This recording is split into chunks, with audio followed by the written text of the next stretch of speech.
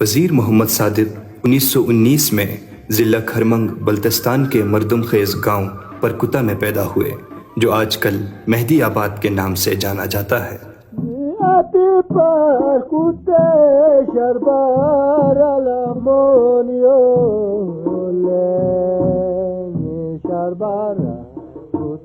آپ کے والد گرامی کا نام وزیر احمد علی اور والدہ کا نام کلثوم بھی تھا۔ وزیر محمد صادق بچپن سے ہی انتہائی ذہین و فطین اور حاضر دماغ تھے۔ اس وقت اگرچہ آپ صرف 9ویں جماعت پاس تھے، مگر بے پناہ خداداد صلاحیتوں کے مالک تھے۔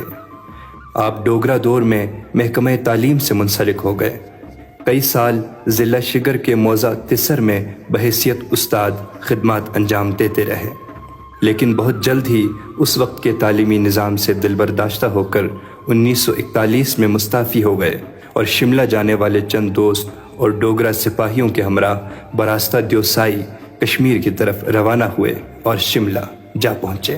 وہ یہاں سے جناب چلے گئے کشمیر، شملہ میں جناب علی اس وقت یہ دوسری جنگ عظیم چل رہی تھی، تو انگریزوں کو جناب علی فوجی بھرتی کے لیے جوان کی ضرورت تھی، تو وہ بمبئی گئے۔ بمبئی جا کر جناب علی وہ انڈین برٹش آرمی میں بھرتی ہو گئے۔ برٹش انڈین نیوی میں بھرتی ہونے کے چند دن بعد وزیر محمد صادق کی ملاقات بمبئی میں حاجی محمد ابراہیم سرمکی سے ہوئی۔ پردیس کی یہ ملاقات اور قربت آگے جا کر گہری دوستی میں بدل گئی، جسے دونوں نے آخری لمحات تک نبھایا۔ حاجی محمد ابراہیم سرمکی آج بھی 119 سال کی عمر میں بقید حیات ہیں، اور آپ بمبئی کے احوال کچھ اس طرح بیان کرتے ہیں۔ زندگی بنائی تو میں کھاکی بمبئی نو یا وہاں مرسی مسئلہ بہت بڑا آدمی تھا وہ۔ میں اور وزیر محمد صادق بمبئی میں تقریباً 5 سال ساتھ رہے۔ ہماری پہلی ملاقات بھی بمبئی میں ہی ہوئی تھی۔ اس سے پہلے ہم ایک دوسرے کو نہیں جانتے تھے۔ 1942 میں جب وزیر محمد صادق برٹش انڈین نیوی میں بھرتی ہوئے تو میں وہاں بطور مینیجر متعین تھا اور میری سروس کا 3را سال چل رہا تھا، جبکہ وزیر محمد صادق برٹش فائٹر نیول شپ میں بطور نائک خدمات انجام دینے لگا۔ دوسری جنگ عظیم کے دوران ہم دونوں برٹش انڈین نیوی میں تھے۔ تقسیم ہند کے بعد 1947 میں وزیر محمد صادق پاکستان نیوی میں چلے گئے اور مجھے کچھ وجوہات کی بنا پر ایک عرصہ ہندوستان کمپنی میں ہی رکنا پڑا۔ اس طرح ہم ایک لمبے عرصے کے لیے ایک دوسرے سے جدا رہے۔ بمبئی کے 5 سال کے زمانے میں وزیر محمد صادق کو میں نے دن رات محنت اور لگن سے اپنی ذمہ داریوں کو نبھاتے ہوئے دیکھا۔ وہ کام سے کبھی تھکتے نہیں تھے۔ انہی خوبیوں کی بدولت وہ برٹش انڈین نیوی میں بہت مقبول تھے، اور افسر و اعلی حکام اکثر ان سے دفاعی سرگرمیوں کی تفصیلات سنتے تھے۔ وزیر محمد صادق کے ساتھ بمبئی میں گزرے ہوئے لمحات میری زندگی کے یادگار لمحوں میں سے ہیں، جنہیں میں کبھی نہیں بھلا سکتا۔ 1947 میں وزیر محمد صادق پاکستان نیوی میں شامل ہوئے اور 4 سال خدمات انجام دیتے رہے۔ اس دوران میڈیکل معائنے سے معلوم ہوا کہ دوسری جنگ عظیم کے دوران قریب گولہ پھٹنے سے آپ زخمی ہوئے تھے اور ایک کان کی سماعت متاثر ہوئی تھی، جس پر آپ کو 1951 میں پاکستان نیوی سے ڈسچارج کر دیا گیا۔ یوں آپ 9 سال کے عرصے کے بعد واپس اسکردو پہنچے۔ یہاں پہنچنے کے بعد آپ کو عسکری تجربات اور کارکردگی کی بنیاد پر ناردرن اسکاؤٹ میں ملازمت دی گئی، جہاں آپ بطور کیشر اور کوارٹر ماسٹر چند سال خدمات انجام دیتے رہے، اور پھر آپ نے ناردرن اسکاؤٹ کی ملازمت بھی چھوڑ دی۔ دوران ملازمت متفرق شعبوں میں مختلف عہدوں پر فائز رہے، جس کے باعث آپ اچھی اردو اور انگریزی بولنا اور لکھنا جانتے تھے۔ اسی بنا پر 1954 میں بلتستان میں موجود دنیا کی دوسری بلند ترین چوٹی K2 پر مہم جوئی کے لیے آنے والی کوہ پیما ٹیم کے گائیڈز اور پورٹروں کے آپ سربراہ منتخب ہوئے۔ یہاں ایکسپیڈیشن پارٹی آئی، اٹالین K2 ایکسپیڈیشن، اور اس کا لیڈر تھا پروفیسر ڈیزیو۔ وہ ایکچولی وہ وہاں کسی یونیورسٹی کا جناب پروفیسر تھا، ہی واز اے جیوگرافر، ٹھیک ہے نا جی۔ تو یہ بہت بڑا ہسٹری میں اس جیسا بڑا ایکسپیڈیشن ابھی بھی نہیں آیا ہے کبھی۔ تو ان کے جناب عالی تقریباً شاید 10-15 ممبر تھے، اور انہوں نے ان کا سامان زیادہ اور سارا یہیں سے اسکردو سے ہی جناب علی یہ پورٹر نے اٹھا کے لے جانا تھا K2 تک، یہیں سے اسکردو سے، روڈ کچھ بھی نہیں تھا۔ تو ان کو تقریباً جناب علی مختلف گروپ میں 700 پورٹر انگیج کرنے پڑے۔ اب ان 700 آدمیوں کو جناب ایک پوری بریگیڈ کو سنبھالنے کے لیے ایک بڑا تیز ترار اور ایکٹیو آدمی چاہیے تھا۔ تو پھر لوگوں نے بتایا کہ بھئی یہاں پر ایک وزیر صادق ہیں، یہ سے ویری ینگ مین اور آرمی میں رہا ہے، اور جناب علی وہ کچھ برٹش آرمی میں رہا تھا، تو تھوڑی بہت وہ انگریزی بھی سمجھتا تھا اور بول بھی سکتا تھا، ٹھیک ہے نا جی۔ تو وہ ان کے کام کے لیے بڑا فٹ تھا، وہ تو فٹ تھا۔ پھر ان کو انگیج کیا۔ اس کی تصویریں تو آپ لوگوں نے دیکھی ہوں گی، وہ مووی بھی K2 میں، ٹھیک ہے نا جی، وہ وہی کہانی ہے۔ تو وہاں سے جناب علی انہوں نے لے گیا ان کو، اور K2 بیس کیمپ پر خیریت سے پہنچ گئے۔ اور پھر جناب علی ان کا کچھ آپس میں کرائسس بھی ہوا اٹالین ممبر کے درمیان، اس کی وجہ سے اس کو 4تھ کیمپ تک جانا پڑا، کسی ایمرجنسی کے اس میں۔ حالانکہ یہ پورٹر سردار کا کام نہیں ہوتا ہے کہ وہ کلائمبنگ میں جائے، ٹھیک ہے نا جی۔ تو وہ جناب علی K2 4تھ کیمپ تک وہ گئے عام حالات میں، تو یہ بڑی ہمت کی بات ہے۔ پھر وہ بٹالین اس سے بڑے خوش ہو گئے کہ بھئی یہ دیکھو، یہ ایک عام حالت میں اس جگہ پہنچا ہے جہاں ہم اتنے ایکوپمنٹ کے ساتھ، ٹریننگ کے ساتھ مشکل سے پہنچ جاتے ہیں۔ اور اس کے بعد پھر وہ سر کیا، وہ سر کرنے کی وجہ سے اور بھی لوگ اس سے خوش ہو گئے، جو لیڈر وغیرہ، تو واپس آئے۔ اس کے بعد پھر انہوں نے ایک پارٹی تو اسکردو کی طرف بھیجا، دوسرا پروفیسر ڈیزیو نے فیصلہ کیا تقریباً کوئی 300 پورٹر کے ساتھ، 300 پورٹر کے ساتھ وزیر صادق کو ساتھ لے کر یہ بیفو گلیشیئر سے ہوتا ہوا یہ ہسپر گلیشیئر سے آگے نگر وغیرہ تک جا کے پھر یہیں سے واپس آئے۔ اس کی وجہ سے جناب علی یہ مطلب اس کی پارٹی بہت خوش ہو گئی، اور اس کو بہت کچھ اپنا سارا جو ہے نا بہت کچھ دے دیا تھا۔ دنیا کی سب سے بڑی اس ماؤنٹین ایکسپیڈیشن کی کامیابی کے بعد وزیر محمد صادق کو مالی اور نقد انعامات سے نوازا گیا۔ انعام کی صورت میں حاصل ہونے والی رقم وزیر محمد صادق نے کسی بینک یا خزانے میں جمع کرنے کی بجائے اس سے اسکردو میں زمینیں اور چند تعمیر شدہ دکانیں خریدیں، جو آج بھی ان کے ورثہ کے پاس موجود ہیں۔ وزیر محمد صادق نے ایک اور اہم شعبہ جس میں نمایاں کارکردگی دکھائی وہ تعمیرات کا شعبہ تھا۔ پولیٹیکل ایجنٹ کا پرانا گھر جو ڈوگرا زمانے میں تعمیر ہوا تھا 1956 میں بے حد بوسیدہ ہو چکا تھا۔ حکومت نے وزیر محمد صادق کی اب تک کی نمایاں کارکردگی، دیانتداری اور تجربہ کاری کو مد نظر رکھتے ہوئے اس عمارت کی توسیع و مرمت کا کام آپ کے حوالے کیا۔ وزیر محمد صادق نے اس عمارت کے کام کو مقررہ وقت سے پہلے معیاری انداز میں مکمل کر لیا۔ اس کا نتیجہ یہ نکلا کہ معیاری تعمیرات کے حوالے سے حکومت کا آپ پر اعتماد بڑھ گیا، اور دیگر کئی تعمیراتی منصوبے بھی آپ کو سونپ دیے گئے۔ جب تعمیراتی کام بڑھا تو وزیر محمد صادق نے حاجی قربان علی اور حاجی قاسم کے ساتھ مل کر دن رات محنت کی، اور ان بڑے تعمیراتی منصوبوں کو احسن طریقے سے پائے تکمیل تک پہنچایا۔ ان تعمیراتی منصوبوں میں موجودہ RHQ ہسپتال اسکردو، موجودہ PTDC موٹل جو اس وقت سرکٹ ہاؤس کے نام سے مشہور تھا، بوائز ہائی اسکول مہدی آباد، گرلز ہائی اسکول مہدی آباد ہسپتال، کئی بجلی گھر، سڑکیں اور پل سمیت متعدد سرکاری اور غیر سرکاری تعمیراتی کام شامل ہیں۔ ان کے دور کی ان تعمیرات کو آج بھی اعلیٰ معیار کے نمونے کے طور پر دیکھا جا سکتا ہے، جو وزیر محمد صادق کی دیانتداری اور اعلیٰ کارکردگی کا منہ بولتا ثبوت ہیں۔ واقعی انہوں نے دن رات کام کیا۔ تو اس نے جا کر گلگت ہنزا جا کر وہاں سے 8-10 ہنزا کے یہ ترکھانوں کو یہاں لایا، تاکہ جناب علی وہ محنت سے دن رات کام کرے، ایمرجنسی میں کام کرے۔ اور یہاں جتنے ہنزا والے جو پرانے جناب علی وہ سارے اسی کے لائے ہوئے ہیں۔ اسی چکر میں پنڈی سے انہوں نے ایک وہ بھی لایا، ڈاج جسے کہتے ہیں، چھوٹا سا ٹرک، درمیانہ ٹرک ڈاج، اس وقت روڈ تو تھا نہیں، اس کو جناب علی جہاز میں لا کر ڈراپ کیا.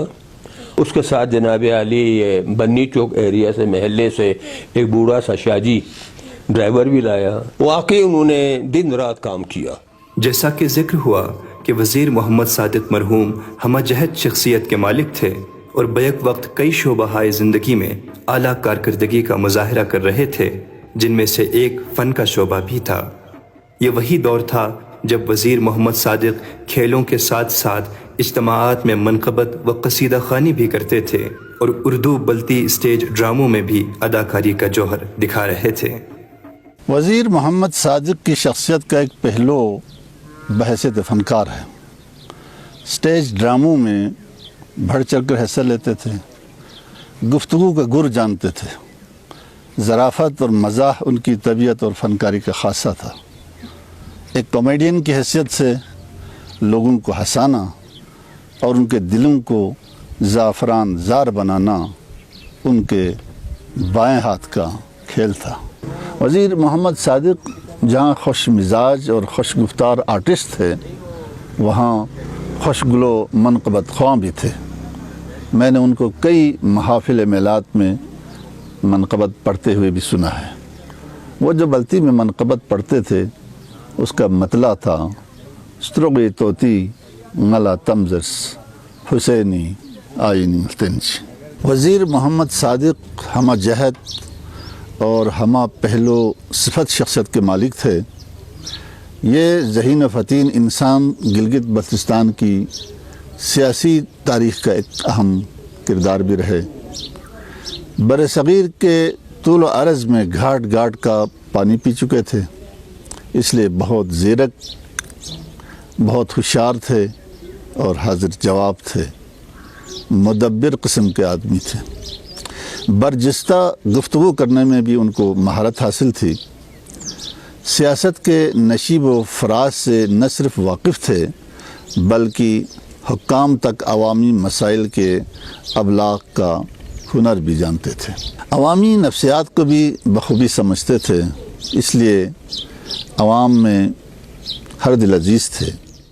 زندگی میں وزیر محمد صادق جس شعبے سے بھی منسلک رہے، اپنی حکمت و دانشمندی اور کارکردگی سے عوام کو اپنا گرویدہ بناتے گئے. مختلف شعبوں میں خدمات کے ساتھ عوامی فلاح و بہبود کے لیے بھی بہت کام کیے. نڈر، بے باک، مخلص، ہمدرد، سادہ اور سماج پرور، یہ آپ کی شخصیت کی وہ خصوصیات تھیں جن کی بنا پر آپ عوام میں مقبول ہوئے اور یہی آپ کے سیاست میں آنے کی وجہ بنی. آپ نے عملی سیاست کا آغاز اپنے آبائی گاؤں سے کیا اور 1967 میں آپ یونین کونسل پرکوتا یعنی مہدی آباد کے چیئرمین منتخب ہوئے، جس کے بعد آپ نے شمالی علاقہ جات کے سب سے اعلیٰ فورم کونسل کے انتخابات میں حصہ لینا شروع کر دیا اور جہاں جہاں سے بھی انتخابات میں حصہ لیا ہمیشہ فاتح رہے. 1970 میں وزیر محمد صادق نے مشاورتی کونسل شمالی علاقہ جات کے پہلے انتخابات میں حصہ لیا اور بھرپور عوامی حمایت سے کامیابی حاصل کی. یوں آپ پرکوتا تا خپلو انتخابی حلقہ نمبر 4 کے منتخب کونسلر کی حیثیت سے 1975 تک خدمات انجام دیتے رہے. 1975 میں کھرمنگ حلقہ نمبر 1 سے آپ نے شمالی علاقہ جات کونسل کے انتخابات میں دوسری بار حصہ لیا اور یہاں بھی بھاری اکثریت سے کامیابی حاصل کی. یوں آپ اس اعلیٰ ایوان میں 1979 تک ایک بار پھر کونسلر منتخب ہوئے اور بھرپور انداز میں عوام کی خدمت کر رہے تھے کہ 2 سال بعد 1977 میں ملک میں مارشل لاء کا نفاذ ہوا، جس کے باعث ملک بھر کے جمہوری اداروں کی طرح شمالی علاقہ جات کونسل بھی معطل ہو گئی.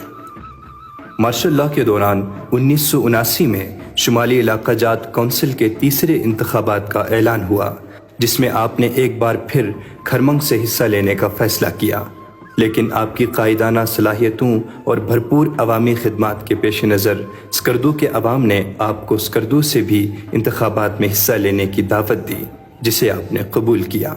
یوں آپ نے شمالی علاقہ جات میں بیک وقت 2 انتخابی حلقوں سے انتخاب لڑنے کی روایت قائم کی.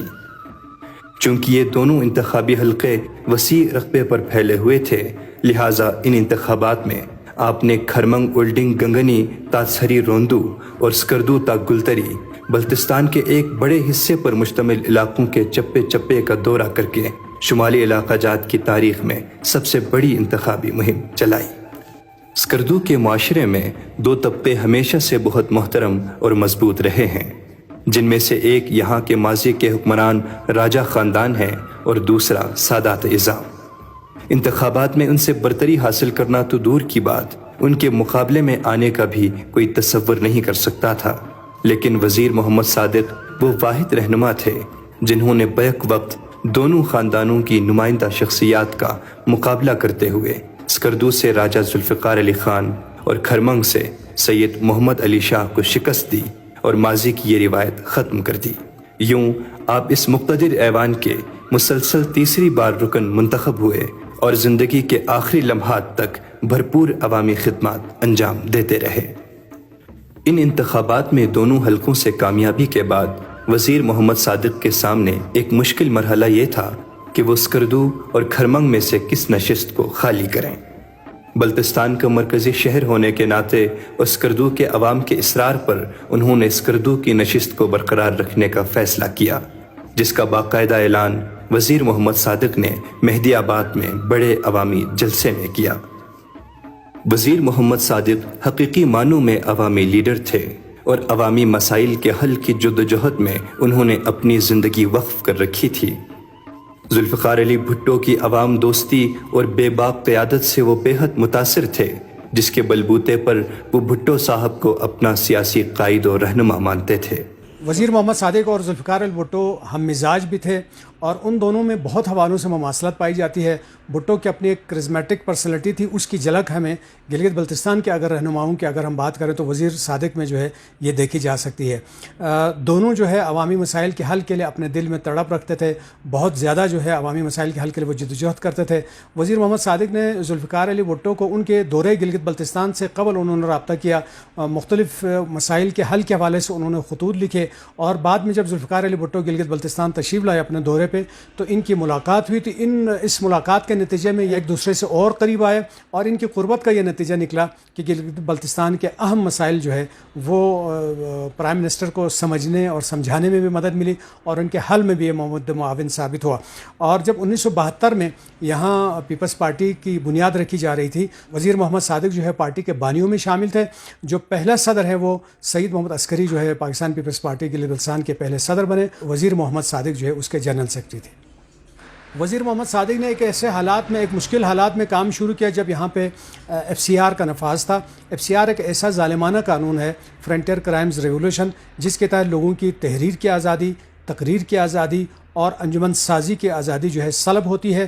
تو انہوں نے بہت بیک گراؤنڈ میں رہ کر یہاں سے خطوط انہوں نے مختلف حکمرانوں کو لکھے اور اس FCR کا خاتمہ کرانے میں انہوں نے جدوجہد کی۔ بعد میں ذوالفقار علی بھٹو جب یہاں 1974 میں دورے پہ آئے تو یادگار چوک کے اپنے جلسے میں انہوں نے FCR کے خاتمے کا اعلان کیا۔ جب شہید ذوالفقار علی بھٹو کے حکومت کا تختہ الٹ دیا گیا، ماشاء اللہ ملک میں لگا، تو ملک بھر میں جو ہے جو پیپلز پارٹی کے نظریاتی لوگ تھے ان کے لیے سخت مشکلات کا سامنا کرنا پڑا۔ اسی طرح وزیر محمد صادق بھی گلگت بلتستان میں ان نظریاتی پارٹی رہنماؤں میں شامل ہے جن کے اوپر بہت سختیاں اور مشکلات آئیں، لیکن انہوں نے پیپلز پارٹی کا ایک نظریاتی کارکن ہونے کی بنیاد پہ یہاں پیپلز پارٹی کا شیرازہ بکھرنے نہیں دیا، اور جو نظریاتی لوگ تھے ان کو جمع کر کے پیپلز پارٹی کے مثالی جو ایک نظریاتی جدوجہد تھی ان کو انہوں نے جاری رکھا۔ وزیر محمد صادق کے شہید ذوالفقار علی بھٹو سے موجود قربت کے نتیجے میں جو مین مسائل یہاں پہ حل ہوئے ان میں FCR کا خاتمہ ہے، اور انہوں نے خط لکھا تھا خواتین کو امپاورمنٹ کے حوالے سے، اس کے نتیجے میں یہاں پہ خواتین کے لیے سلائی اور دیگر ٹیکنیکل مشینیں یہاں پہ آئیں، کچھ اساتذہ کی پوسٹیں یہاں آئیں، اور سب سے بڑی بات اس دور میں جو ہے ان کے مطالبے پر گندم پر جو ہے لوگوں کو سبسڈی دی گئی، جس کا سلسلہ آج بھی جاری ہے۔ یہ حقیقت بھی ہماری تاریخ کا حصہ ہے کہ وزیر محمد صادق وزیر اعظم ذوالفقار علی بھٹو کے دورے شمالی علاقہ جات سے قبل بھی ان سے شناسا تھے اور مسلسل رابطے میں رہتے تھے۔ اسی دوران انہوں نے وزیر اعظم کو اپنے آبائی گاؤں پرکتا کے دورے کی دعوت دے رکھی تھی، جسے وزیر اعظم نے قبول کر لیا تھا۔ اپنے دورے پر جب وزیر اعظم ذوالفقار علی بھٹو بذریعہ ہیلی کاپٹر مہدی آباد پہنچے تو وہاں وزیر محمد صادق نے استقبالیہ لوگوں میں 2 افراد احمد حسین سرلنگ اور حسین پندہ کو ایسے کھڑے کیے تھے جو پلیٹوں میں باجرہ کے دانے لیے ہوئے تھے۔ بھٹو نے باجرہ کے دانے ہاتھ میں لے کر دریافت کیا کہ یہ کیا ہے، تو وزیر محمد صادق نے بتایا کہ یہی ہماری خوراک ہے، یہاں کے لوگ اسے کھاتے ہیں۔ بعد میں بھٹو نے دوران تقریر اس پر تبصرہ کرتے ہوئے کہا کہ آپ لوگوں کی خوراک دیکھ کر میرا کلیجہ منہ کو آتا ہے۔ میں یہاں کے عوام اور وزیر محمد صادق سے یہ وعدہ کرتا ہوں کہ رعایتی نرخ پر یعنی سبسڈی کے ساتھ گندم شمالی علاقہ جات کے گاؤں گاؤں پہنچا دوں گا۔ یہ سنتے ہی مہدی آباد کی فضا جیے بھٹو اور جیے صادق کے نعروں سے گونج اٹھی۔ 1972 میں پاکستان پیپلز پارٹی بلتستان کی مقامی قیادت اور عہدیداروں کے آپس میں اختلافات پیدا ہو گئے اور پاکستان پیپلز پارٹی سکردو آفس پر ایک ناخوشگوار واقعہ بھی پیش آیا، جس کے نتیجے میں معاملات بگڑنے لگے۔ تو اس نازک مرحلے پر وزیر محمد صادق نے دانش مندی کا ثبوت دیا اور دیگر رہنماؤں سے مل کر معاملات کو مزید خراب ہونے سے بچایا۔ یوں پیپلز پارٹی منتشر ہونے سے بچ گئی، جس کے نتیجے میں بھٹو کی نظروں میں آپ کی قدر و منزلت میں اور اضافہ ہوا۔ کیونکہ وزیر محمد صادق سیاست عوامی خدمت کی غرض سے کرتے تھے، لہٰذا انہوں نے کبھی پارٹی اور حکومتی عہدوں کی لالچ نہیں کی، جس سے پارٹی اور حکومتی اعلیٰ قیادت بھی واقف تھی، اور یہی وجہ ہے کہ ہر دور کی حکومت نے آپ کے پیش کردہ عوامی مطالبات کبھی رد نہیں کیے۔ وزیر محمد صادق بے باک عوامی لیڈر تھے۔ عوامی مسائل اجاگر کرتے ہوئے وہ خوف زدہ ہوتے تھے، نہ کسی کے دباؤ میں آتے تھے، بلکہ ہمیشہ دو ٹوک موقف اختیار کرتے تھے۔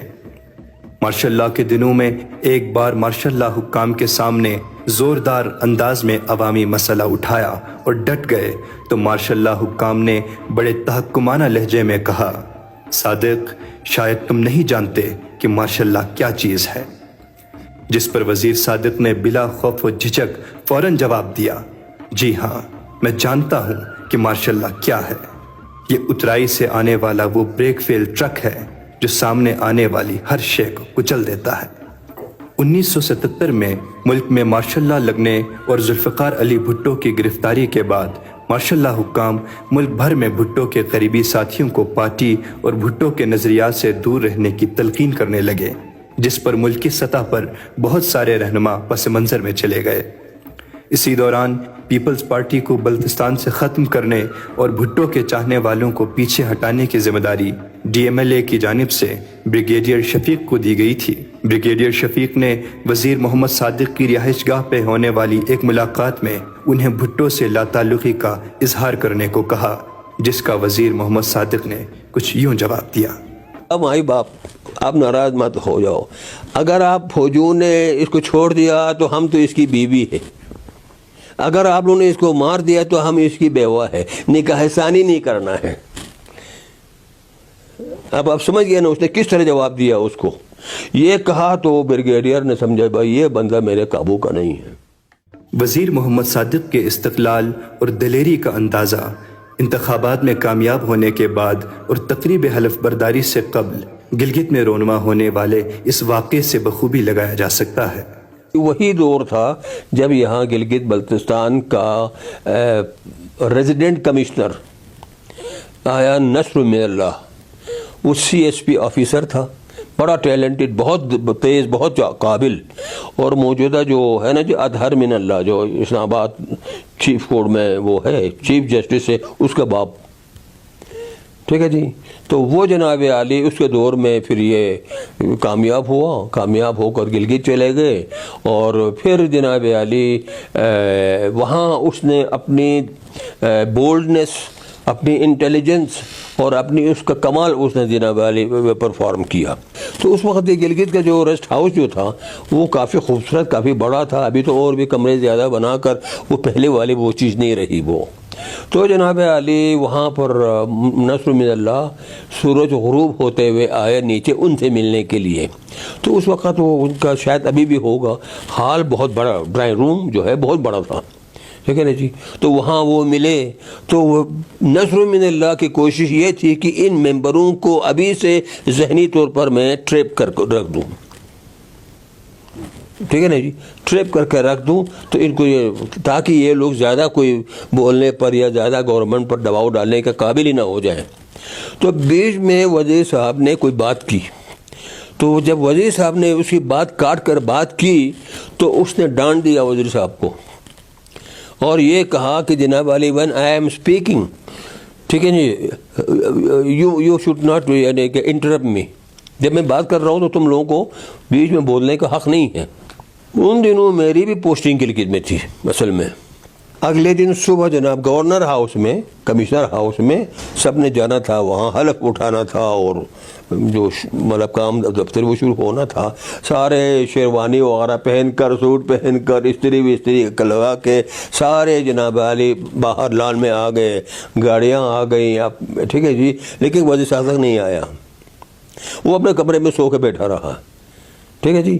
تو حاجی امام حسین وہ گیا, اس نے دروازہ کھٹکھٹایا اور جناب علی وزیر صاحب نے کہا بھائی کیا ہو گیا؟ بھائی ہم جا رہے ہیں, سب تیار ہو گئے, تم ابھی بھی کمبل میں بیٹھا ہوا ہو, لچی بھی نہیں ہنسی. ہاں جی.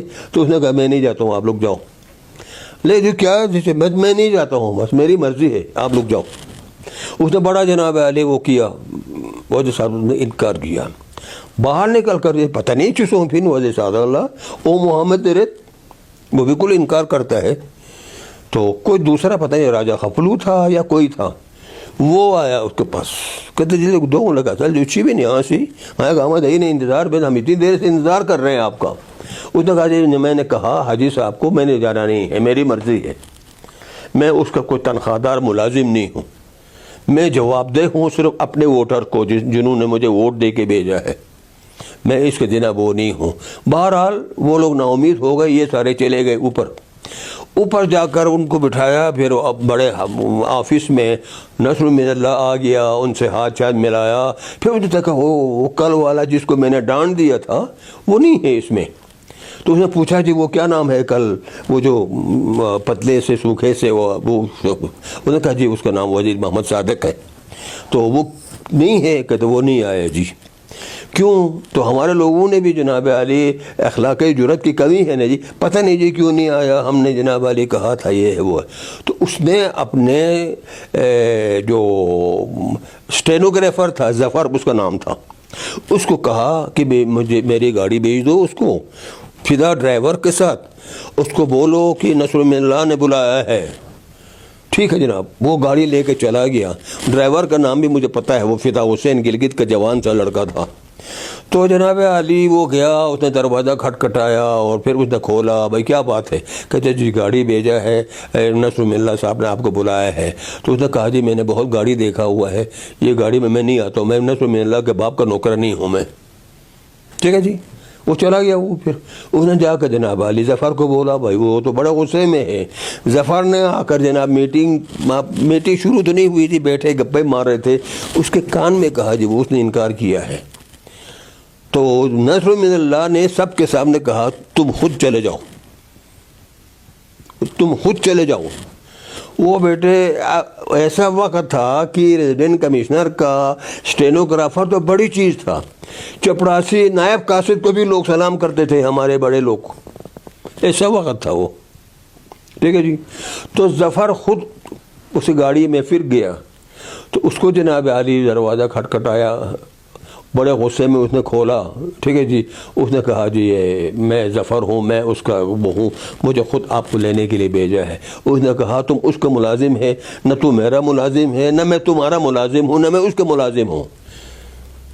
جاؤ بس, مجھے تنگ مت کرو, میں ابھی تھوڑی دیر میں نے گاڑی منگوایا ہے, میں ابھی واپس کر دوں جا رہا ہوں. تو وہ جناب علی کیا کرتا, وہ واپس آ کر کہا کان میں, ٹھیک ہے جی, کہا جی اس نے تو یہ بات نہیں کی, وہ ابھی کر دوں جانے والا ہے.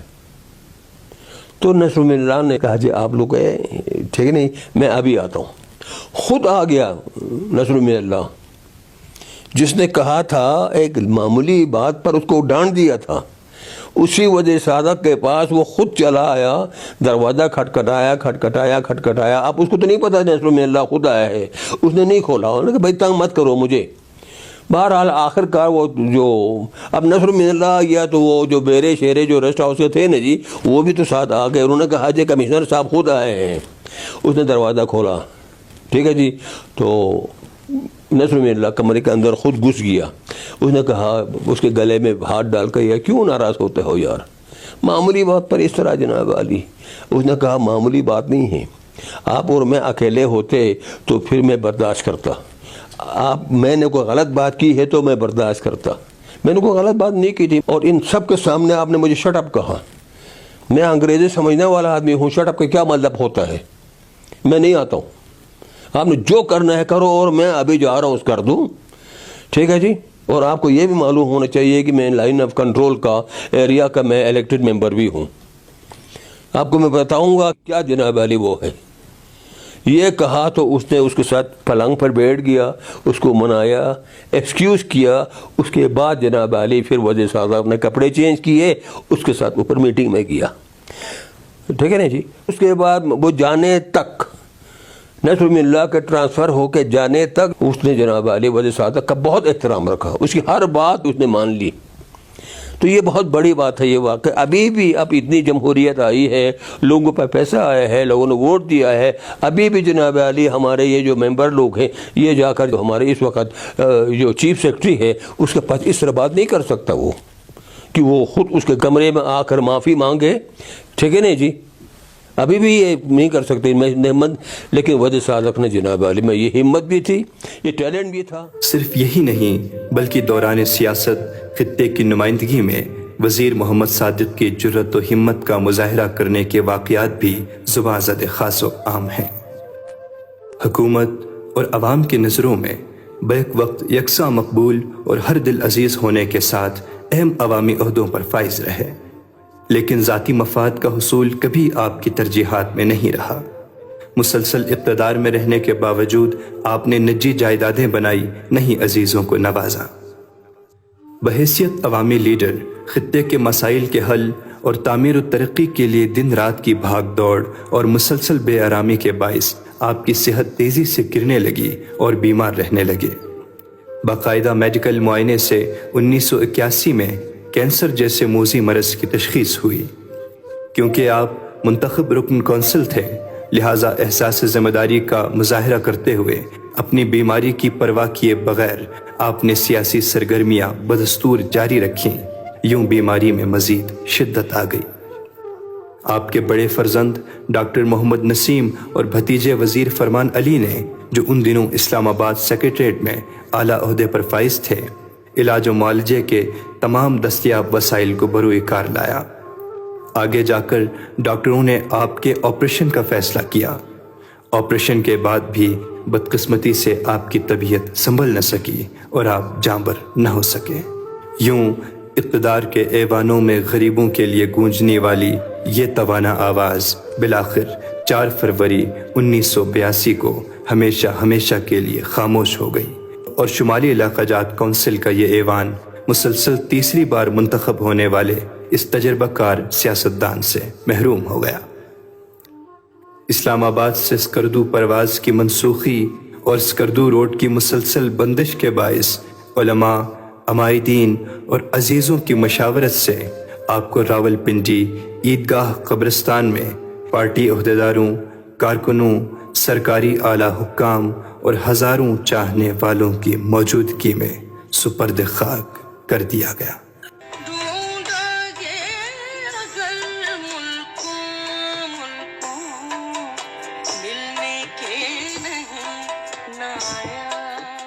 جی ہاں, ان کے انتقال سے نہ صرف گلگت بلتستان کا یہ ایوان ایک زیرک اور دوراندیش سیاستدان سے محروم ہوا, بلکہ اہلیان مہند آباد سے مہربان سرکردہ اور ہمارے گھرانے سے ایک شفیق سرپرست کا سایہ چھن گیا. ان کی موت نے اہل بلتستان کو سیاسی طور پر یتیم کر دیا. ہم اکثر بزرگوں سے سنتے ہیں کہ والد صاحب انتہائی خوشباش اور مزاج سے بھرپور طبیعت کے مالک تھے, لیکن میں نے اپنی زندگی میں انہیں بہت کم خوش دیکھا. شاید وہ اس خطے کے لیے اور بہت کچھ کرنا چاہتے تھے. غلطی یولنگ سنینچن گوپے یوسک وزیر صادق زرن مرگے مسونگ مرسی خبدے یوسک وزیر صادق زرن دخلوک ستھوپ لیگی تھلے خولی چھن یتپی برو تھتکھونگ اقبل من می میں Yud Suk Wazir Sadiq Zaren Tukna Khaki Jit O Mana Shargong Kha Chok Twak Lene Shajdeong Iskal Kyong Se Nabgwe Yud Suk Wazir Sadiq Zaren Tamche Sarang Thonna Argola Malta Sose Dokhluk Pola Sikse Nasning Shargong Latte Yud Suk Wazir Sadiq Zaren Zdikna Sarang Thonna Re Naam Khasman Yuli Sharbong Kha Shokmo Puri Snimpo Latse Yud Suk Wazir Sadiq Zaren Shokmo Puri Snimpo Latse Yud Suk Wazir Sadiq Zaren